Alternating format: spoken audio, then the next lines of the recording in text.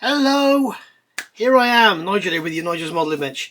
This is something I know a lot of you have been waiting to see. This is a box, and as you can see, it's come from a little company in Italy called Italeri, and they make plastic model kits. And they made my Stratos, as you know, and as you know, I did a review of the kit and I've been doing some building work on it. And the body was a complete and utter mess as far as moulding is concerned. So I moaned and moaned and moaned, and then I put some videos together and showed you how to correct it. In the meantime, I sent them an email, and I basically said, I sent an email direct to Italy. I also sent a message which went to the UK people, and I got a sort of standard reply. You know, our department is closed. Our department is closed from, I think it was December the 20th or 19th or something to January the 7th. I've heard nothing from them since. However, Italy themselves got back to me and said, very sorry for the late reply, we have been closed, obviously. I was like, yeah, very, very polite. I'd sent them a link to my video. They probably watched the video or heard my derogatory comments. And they replied and were very, very kind. And they said, we will get new parts to you as soon as possible.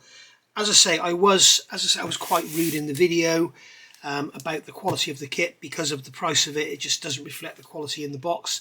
And also, but I did say in the email, as I said in the video, the engineering in the kit looks absolutely beautiful. The instructions are gorgeous. The guy that did the instructions needs a pay rise. And I'm currently working on parts of the engine, and it's beautiful. It really is a lovely, lovely model. It is much nicer than the old Dacia kit. I have both. I can assure you it is much nicer. It really, really is nice. If the kit was correctly moulded and you told me it was from Tamiya, I would possibly believe you. It's that nice. The engine is very, very nice indeed. What lets it down is the standard of the moulding, the sink marks, the fact that we got ejector pin marks. Peter was a little confused, I think. A guy called Peter, I won't tell you his surname. He got in touch and said, I think you'll find the ejector pin marks will still be there. It's not so much the ejector pin marks that are the issue that I was complaining about in the video. Yes, there are lots of them, and a lot of them could be avoided by putting tabs on the outside or whatever. It's the fact that a lot of the parts have the ejector pin marks coming through, and it's where you've got, you know, the ejector pin mark, the ejector pin comes out, it's pushing on something like a flat 4-pound, and it's actually making a positive lump on the other side because the mould's opening too soon before the plastic's cured, and it's just, and that's why it's all warping and shrink marks and shrinkage and everything. It's terrible. So I haven't opened this box. Okay, you can see I've written my address off and everything, and you can see on here Nigel. That's what they've written on there, Nigel. So we're almost on first name terms. I mean, it's like they know who I am. I don't know, maybe they watch my videos. I don't know, be interested if they did. But if you are watching this, Italeri, this video is going to go one of two ways. Either it's going to be, oh my god, this is the same old stuff, or it's going to be, this is absolutely brilliant. Whatever settings you use in your machine to make these, that's what you need to use going forward for everything else. And then you will get some very, very kind comments from people. I've had nobody telling me I've been unkind, which is quite interesting. Normally you get, you're being over the top, what do you expect, blah, blah, blah, blah. I've had not one person has said anything like that.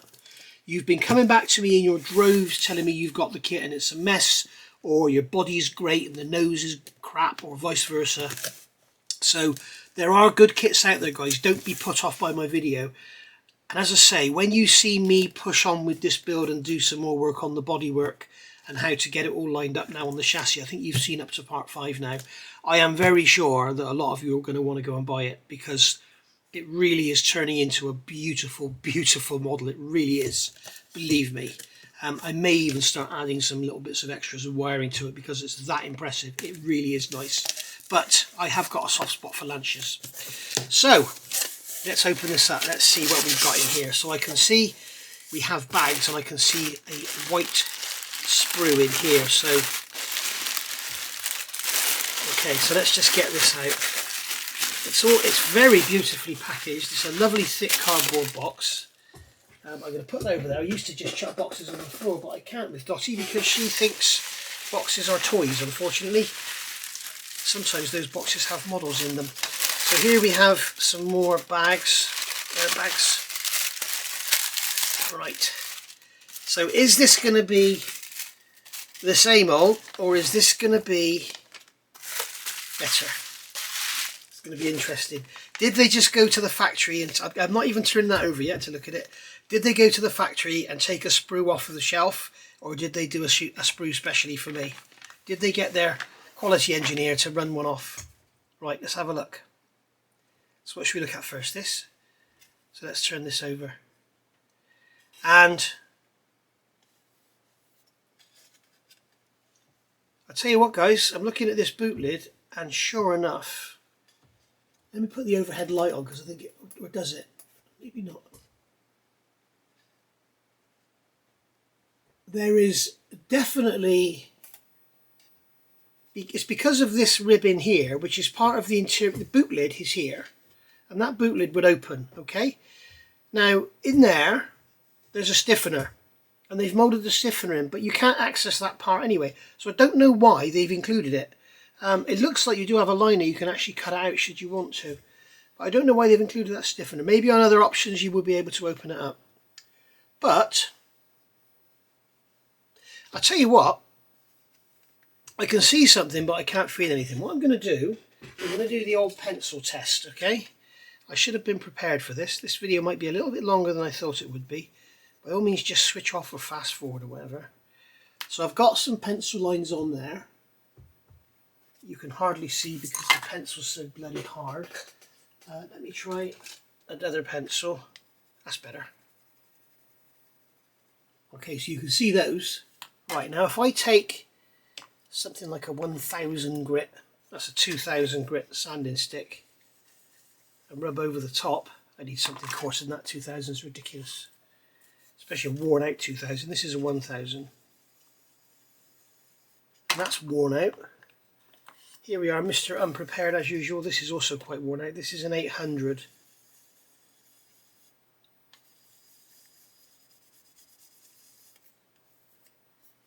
I'll tell you what, guys, I think that is, there's definitely something there.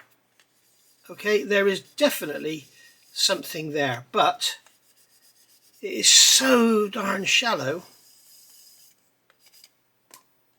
I think you can probably just make it out in the light. There you go. That is so darn shallow, a thick coat of primer would cover that. There's nothing like my original one. Okay, up here is much better. Down there it is much better. Remember, I had all sink marks down here. I had sink marks all the way around here. This is much, much better.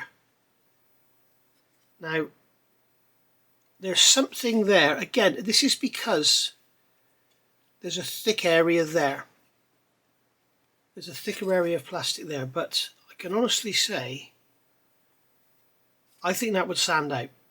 And bearing in mind you're going to have your Italeri on top of here anyway, I just want to show you. I'll put some pencil over there and then lightly sand this over. You will see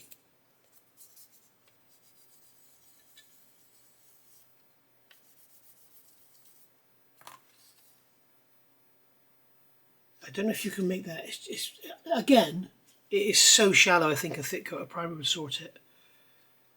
It's got a bit of a step there on the mould seam. That's nothing. That's, every manufacturer would have that. Down here is much better. Down here is much better. So that is wonderful.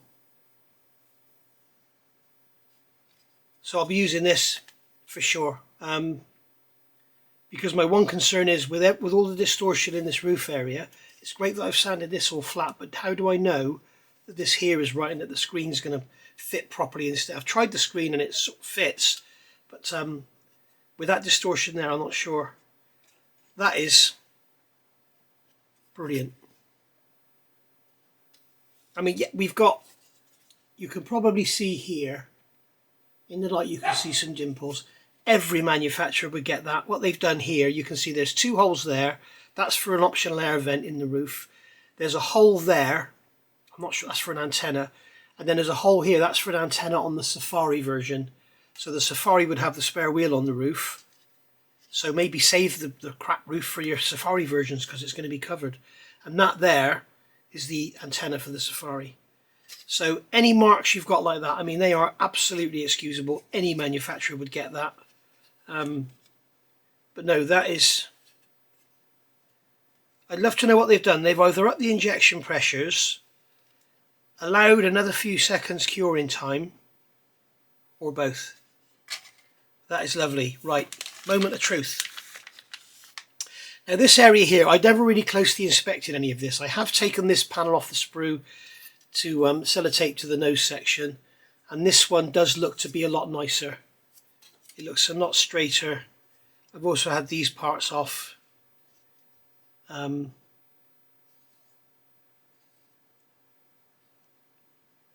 yeah, it's it also, on these fans here, there's less flash. So, I don't know what that would indicate. Higher clamping pressures. They may have increased the clamping pressure, increased the injection pressure, and extended the cure time.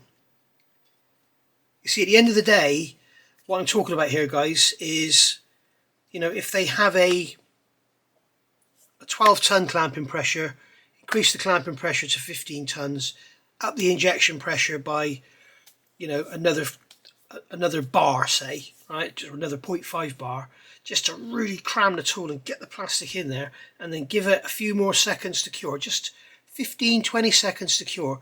Yes, it's going to vastly reduce your output, but just think, if every customer that bought one of these complained and asked for a replacement sprue, think of the additional cost for every kit they sell.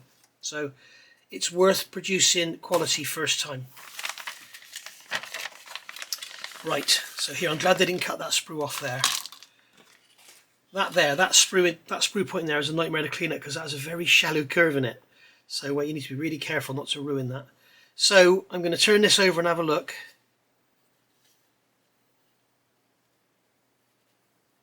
Bloody hell. That's lovely. I can't feel. If you remember, we had sink marks all around it. There is a very slight sink mark there and there. But I mean, really, again, it's because there's thicker plastic around here. It's,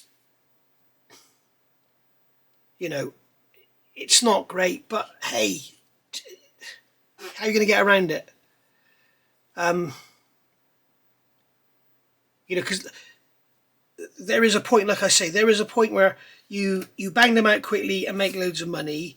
You make them properly and don't make quite as many, which means you have to run extra shifts to produce your monthly requirement. And then you get to the other side where you produce absolute perfection, and the kits have to be 300 quid each, and then no one buys them. So, you know, that is, I can feel something, but it's the same as the roof. I can't see it. I'm looking at it in the light. If you remember when I did my review of my last one, go back and have a look at that. You can see it in the light. And this one, it's lovely. I'd use that as is. I think I would put some Mr. Surfacer in there or something. You just sand it out just on those corners. Just because there is a sink mark there, but it's nothing serious. I'm going to, while I'm here, I'm going to cut this off just in case it gets caught, so I don't rip a big chunk out of it there.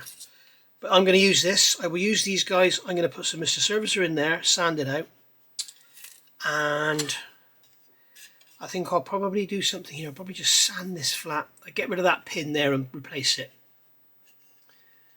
But no, and I mean, in all honesty, the real car may well have this level of imperfection here, because that's fiberglass. And when they fiberglass the stiffener on the inside, it may well pull on the outside. So, you know, and it is Italian at the end of the day, and Italians with their performance cars, they're not going for absolute ultimate engineering gorgeousness. They're just asked for something good. Go and look at a Ferrari F40, the quality of the some of the fiberglass in that. It's not perfect, and it's not supposed to be, but yeah, I'm really happy.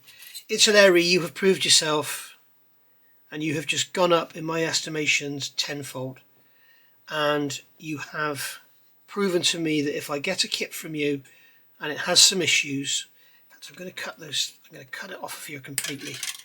If I get a kit and I have some issues, I can email you in Italy and you will sort me out. And if I keep complaining, you'll come and properly sort me out, I expect. But no, really, really amazing. I'm going to email Italy and thank them very, very much for doing this.